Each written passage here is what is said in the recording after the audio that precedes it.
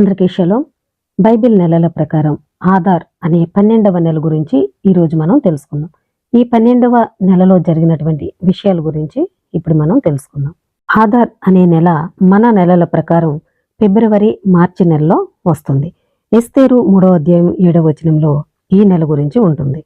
ఆదార్ 1వ తారీఖున ఏం జరిగింది అనే దాని గురించి ఇప్పుడు మనం చూద్దాం. ఇశ్రాయేలీలు బానిసత్వం నుండి విడుదల చేయడానికి నిరాకరించినందుకు ఐగుప్తీయులను తాకిన 9వ తెగులు. ఎవడునూ తన పొరుగువానిని చూడలేదు, ఎవడునూ తన స్థానం నుంచి కదలలేడు. నిర్గమకాండము 10వ అధ్యాయము 23వ వచనము. నిర్గమకాండకు 6 వారాల ముందు ఆదార్ 1వ తేదీన ప్రారంభమైంది. యెహెజ్కేలు ఈజిప్ట్ పతనం గురించి ప్రవచించాడు.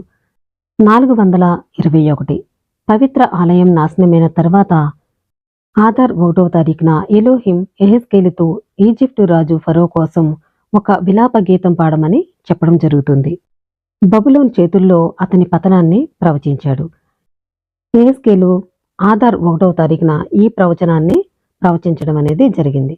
యెహెజ్కేలు 32వ అధ్యాయంలో ఈ విషయాలు ఉంటాయి. ఆదార్ నెల గురించి తాల్ముద్ ఈ విధంగా చెబుతుంది. ఈ నెల ఆనందం పెరుగుతుంది, ఎందుకంటే ఇది పూరీం యొక్క గొప్ప అద్భుతం మరియు విజయం ద్వారా వారికి దుఃఖం నుండి ఆనందానికి, దుఃఖం నుండి ఉత్సవానికి రూపాంతరం చెందిన నెల. ఎస్తేరు 9వ అధ్యాయము 22వ వచనము. ఇశ్రాయేలు ప్రజలు ఆదార్ నెల శుభప్రదమైన సమయం అని ఇశ్రాయేలీలు చెప్పడం జరుగుతుంది. ఇంకా వారు ఈ విధంగా సలహా ఇస్తున్నారు. ఒక ఇశ్రాయేలీయుడు సవాలుతో కూడిన సంఘటనను, అంటే కోర్టు కేసులు, వైద్య ప్రక్రియ మొదలైనవి ఎదుర్కొంటే అతను ఆదారు సమయంలో దానిని షెడ్యూల్ చేయడానికి ప్రయత్నించాలి అని వారు చెప్పడం జరుగుతుంది. ఎందుకంటే ఆదార్ అనేది సంతోషానికి, ఆనందానికి, దుఃఖం నుండి ఉత్సవానికి రూపాంతరం చెందిన నెల అని చెప్పడం జరుగుతుంది. ఆదార్ 3వ తేదీ 2వ ఆలయం పూర్తయింది. 349. యెరూషలేములోని మొదట ఆలయం ఉన్న ప్రదేశంలో 2వ పవిత్ర ఆలయం యొక్క ఆనందకరమైన అంకిత భావం 4 సంవత్సరాల పని తర్వాత సృష్టి నుండి 349వ సంవత్సరం ఆదార్ నెల 3వ తేదీన జరుపుకున్నారు. 833లో సొలొమోను రాజు నిర్మించిన మొదటి ఆలయాన్ని 423లో బాబిలోనియన్లు నాశనం చేశారు. ఆ సమయంలో ప్రవక్త ఇర్మియా ఇలా ప్రవచించాడు. ఎలోహిం ఇలా చెబుతున్నాడు: 70 సంవత్సరాలు బబులోను చెర తర్వాత నేను మిమ్మును సందర్శిస్తాను మరియు మిమ్మల్ని ఈ స్థలానికి తిరిగి తీసుకువస్తాను. 371లో పర్షియన్ చక్రవర్తి సైరస్ యూదులను యూదాకు తిరిగి వచ్చి ఆలయాన్ని పునర్నిర్మించడానికి అనుమతించాడు.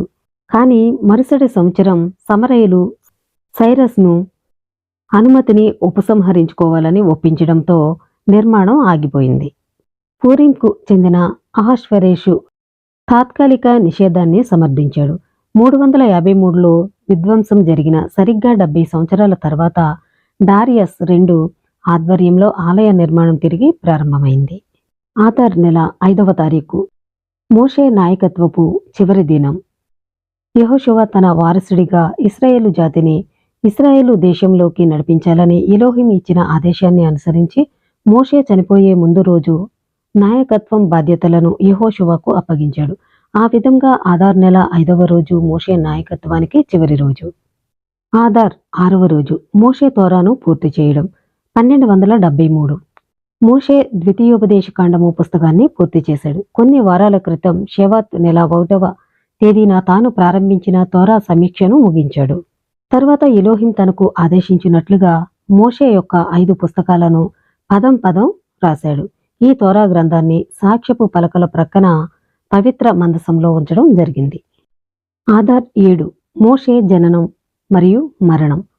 1393 మరియు 1273 మోషే సృష్టి నుండి 2368వ సంవత్సరం ఆదార్ నెల 7వ తేదీన ఐగుప్తులో జన్మించాడు మరియు అతని 120వ పుట్టినరోజున మరణించాడు. ఆదార్ 7 2488 మోషే ఆదార్ 7వ తారీఖున పుట్టడం జరిగింది. 7వ తారీఖునే ఆయన మరణించడం కూడా జరిగింది. ఆదార్ 9 తోరా వివాదం 1వ శతాబ్దం సిఈలో జరిగింది. షమ్మై మరియు హిల్లెల్ పాఠశాలల మొదటిసారిగా యూదు చట్టం విషయంలో విభేదించాయి. ఇది 1వ శతాబ్దం ప్రారంభంలో జరిగింది. తరువాత తరాలలో హిల్లెల్ హౌస్ బోధనల ప్రకారం చట్టం స్థాపింపబడే వరకు అనేక విభిన్న చట్టాల గురించి పాఠశాలలు వాదించాయి. కొన్ని సందర్భాలు తప్ప సాంప్రదాయం ప్రకారం మషియాక్ రాక తర్వాత చట్టం షమ్మాయ్ హౌస్ తీర్పులను అనుసరిస్తుంది.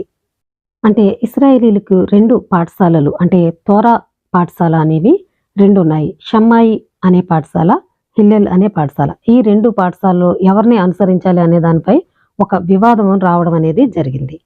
ఆ సమయంలో మెజారిటీ పీపుల్ హిల్లెల్ పాఠశాల యొక్క బోధనల ప్రకారం వారు అనుసరించడం జరిగింది.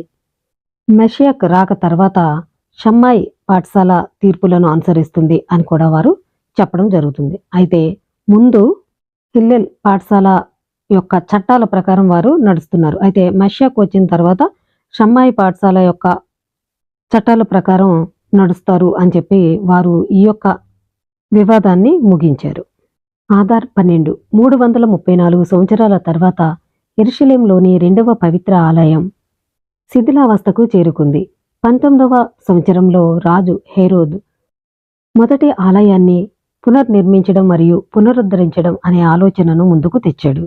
ఈ ఆలయ నిర్మాణం 8 సంవత్సరాల తర్వాత పూర్తయింది. క్రొత్త నిర్మాణం పూర్తయింది. చాలా అద్భుతంగా హేరోదు కట్టించడం జరిగింది. దీని గురించి తాల్ముద్ ఈ విధంగా పేర్కొంది. హేరోదు భవనాన్ని చూడనివాడు అద్భుతమైన భవనాన్ని చూడలేడు అని తాల్ముద్ చెబుతుంది. అంటే హేరోదు అంత అందంగా ఈ మందిరాన్ని నిర్మించడం అనేది జరిగింది. తర్వాత వీడియోలో మరిన్ని విషయాలు మనం తెలుసుకుందాం. అందరికీ షలోం.